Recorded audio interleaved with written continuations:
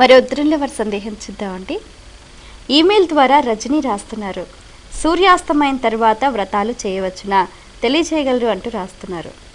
ప్రత్యేకంగా ఏ వ్రతాన్ని చేసినా సూర్య ఉదయకాలంలో ప్రారంభించమని.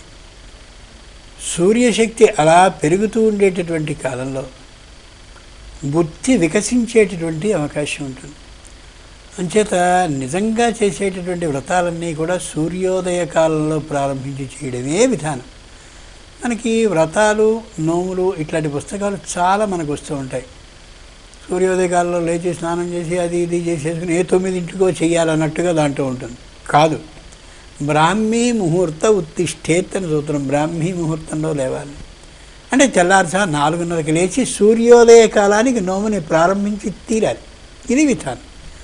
అలా చేసేసుకుని 9:30 అయిపోయిన తర్వాత ఆ నివేదనని సమర్పించాలి. ఇలా ఉంటుంది.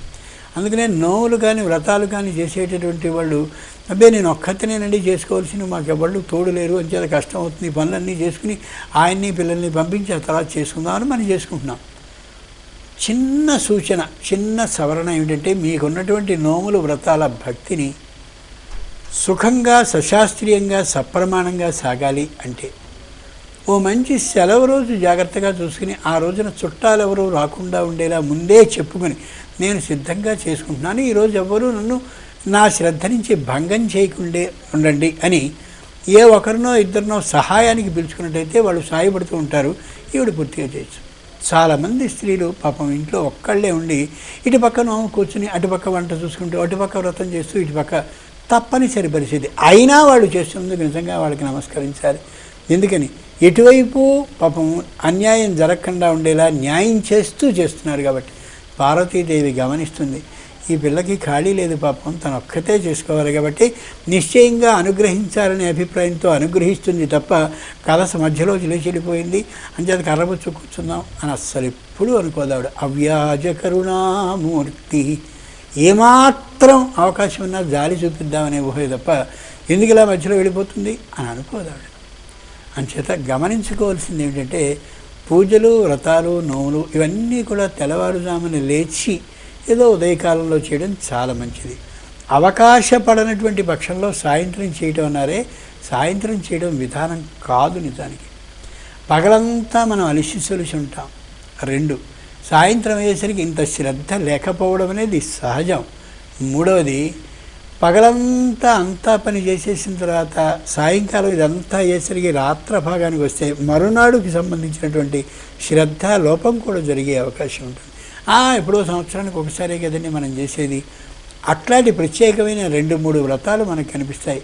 ద్వాదశి ఉందనుకోండి, కార్తీక శుద్ధ ద్వాదశి, అది ధాత్రి ఉసిరిక చెట్టు కింద వెలిగించేవి, అవన్నీ సాయంత్రం చేయమన్నారు తప్ప నోములు, వ్రతాలు, ముఖ్యమైన పూజలు అన్నీ కూడా ఉదయకాలంలోనే తప్ప సాయంకాలం అస్తమయం తర్వాత కాదు.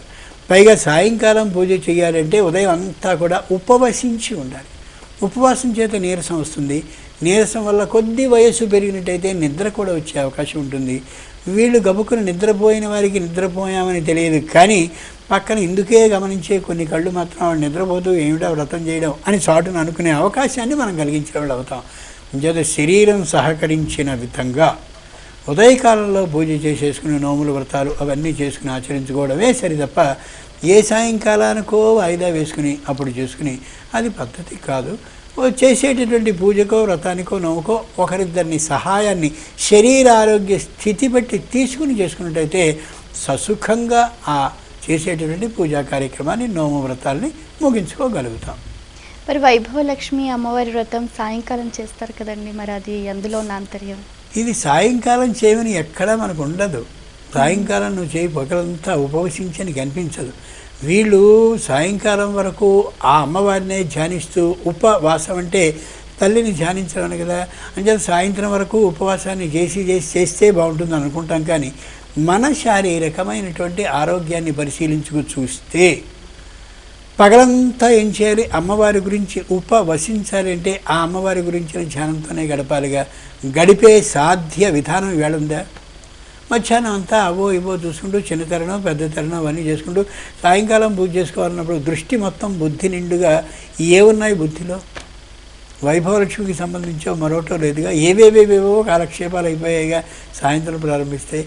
అంచేత కాలానికి అనుగుణంగా పెద్దలు చెప్పిన దానికి సరైనటువంటి పద్ధతిగా ఉదయకాలంలో పూజ చేసేసుకుంటే అక్కడికి ఆ బాధ్యత సశాస్త్రీయంగా నెరవేరుతుంది. తర్వాత ఏదైనా చేసుకోవడం సుఖమైనటువంటి పని, సాధ్యమయ్యే పని, అనుకూలంగా ఉండే పని, శ్రద్ధతో చేయదగినటువంటి పని కూడా.